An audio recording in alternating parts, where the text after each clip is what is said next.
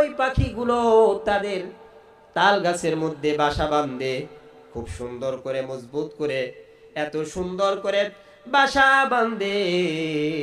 একজন কর্মস্থ ব্যক্তি তার ঘর যেমন সিস্টেমে ঘর বানায়, তার চেয়েও সুন্দর করে একটা বাবুই পাখি তাল গাছের উপর বাসা বাঁধে।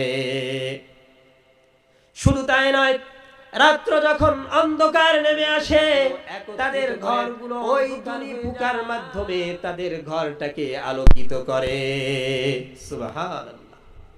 ভাইরা আমার, বন্ধুরা আমার, আমরা যদি বলি মানুষকে আল্লাহ তাআলা আশরাফুল মাখলুকাত এই জন্য বানিয়েছেন যে মানুষকে আল্লাহ তাআলা চিকিৎসা বিদ্যা শিক্ষা দিয়েছেন, এই জন্য আল্লাহ তাআলা আশরাফুল মাখলুকাত বানাইছেন।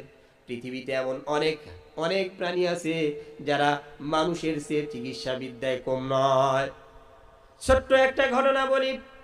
পাকিস্তানের পেশোয়া শহরে একবার অনেক অনেক বাদরের উদ্রব, হনুমানের উদ্রব।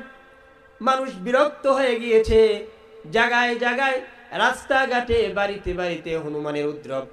হনুমানের বিরক্তে মানুষ অতিষ্ঠ হয়ে গিয়েছে।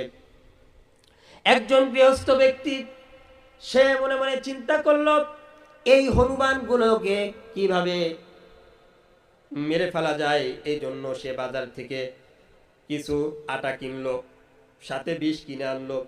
আনার পরে ওই আটা দিয়ে খামিরা বানিয়ে ওই আটা দিয়ে তারা রুটি তৈরি করলো। রুটি তৈরি করার পরে এই রুটির সাথে ওই বিষ মিশিয়ে দিল। এবার ওই গৃহস্থ ব্যক্তি